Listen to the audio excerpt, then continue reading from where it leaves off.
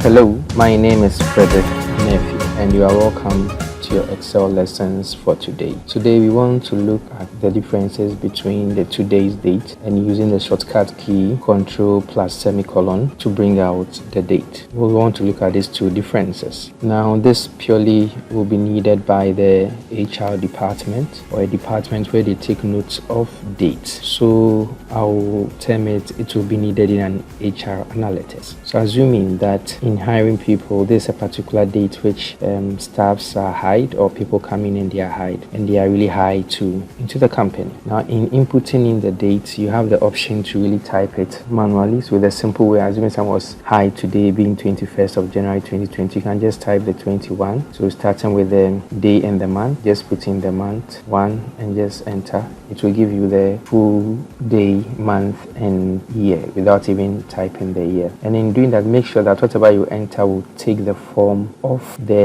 how your date is really set. That's the form it will take. Here you can see that my date is really set in month, in day, month and year. So proceeding in a simple way to do this, you can just use the Ctrl semicolon. Automatically you get a date. That's a simple and shortcut way of doing it instead of typing it one by one. You can also use the today's date, but the today's date is really functional and it's active at any point in time. So you can use the function equal sign, type today, pin and close your parentheses.